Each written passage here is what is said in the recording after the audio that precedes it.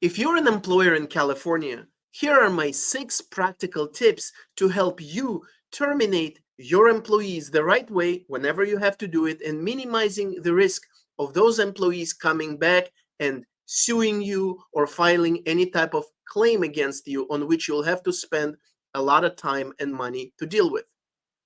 So, tip number 1, be respectful when you terminate your employees and don't terminate them by text. Termination is already challenging experience enough for people, for workers. Very few people enjoy being fired. There is no reason to make it harder than it already is. There is no reason to attack or criticize or humiliate the worker that you're terminating. It's enough to say, I'm sorry, but we have to let you go, effective immediately. You don't have to tell the worker that you're firing them because they're terrible, they're no good, they're the worst worker that you have ever had, or resorting to any other type of attacks. There is no reason to do it. Why is it important?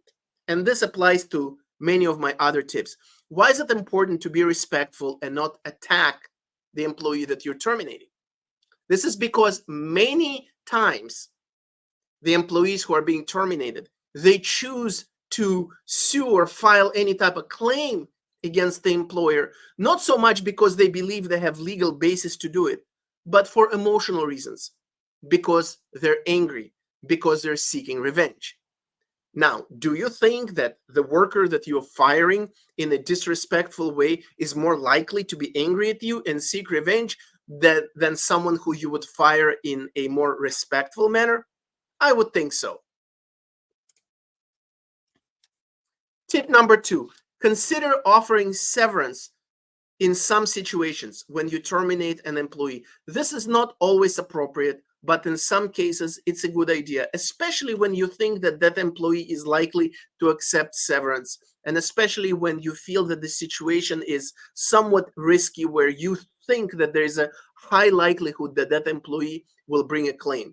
You pay severance. In exchange, you have that employee sign a release of all claims, release and waiver, and you have a total peace of mind that that employee can never come back and sue you for anything because they simply don't have the legal right to do it. You purchased your peace of mind. Again, it's not always a good idea, but in many cases it is. Tip number 3, even though there is really no real requirement to issue any written notice of termination to an employee in California, it's a good idea to provide such a written notice, if for nothing else but to be on the same page about the termination date and about the last date that that employee worked before they were terminated.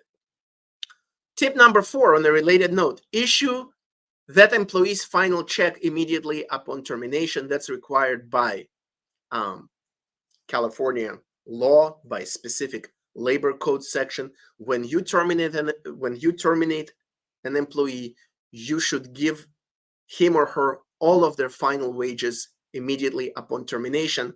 That's why so many employers, they do it right when they have the termination notice and the final check of that employee on them at the same time. I'm sorry, we have to let you go. This is your final paycheck.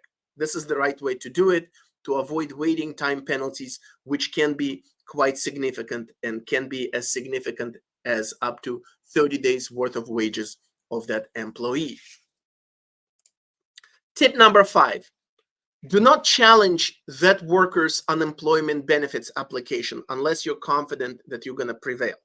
Under the law, if an employee qualifies for unemployment benefits based on the amount of hours they worked for their last employer, they're eligible for unemployment benefits unless they were terminated for misconduct, which is a substantial willful violation of the employer's policies, or because they resigned without good cause. Now, if you terminate someone not for any type of serious violation, not for something egregious, but simply because they made a lot of mistakes, or they weren't good enough, or they generally didn't get along with their coworkers, this doesn't qualify for misconduct. So let them collect their unemployment benefits. Don't fight it. All too often, employees who are being terminated and who don't think about bringing any claims against their employer, who just want to collect their unemployment benefits and find a new job, they become really angry when their employer, after firing them, is trying to deny them unemployment benefits. And that's when they start thinking about suing that employer for whatever they can. And the last point, point number 6, consider consulting an attorney regarding any type of termination that appears to be particularly risky. Each situation, each employee, each termination involves its own unique circumstances. Just because you think you have more than valid reasons to terminate that employee doesn't mean that he cannot put together a story to make it look like he's terminated for unlawful, for discriminatory, or retaliatory reasons. Let me give you an example. Let's say that you have an employee who is a terrible performer, and he worked for you for a year. You can't wait to get rid of that worker, and then you fire them 2 days after they file a workers' comp claim or request disability leave or file a harassment complaint. You swear that you terminated them for their performance and that your decision has nothing to do with any of those complaints or requests. But the timing of events surely makes it look like there is at least a possibility that that employee was terminated for discriminatory or retaliatory reasons, or at least it was one of the reasons. This is just one random example of what actually happened, looking very different from what the employee can make it look like what had happened.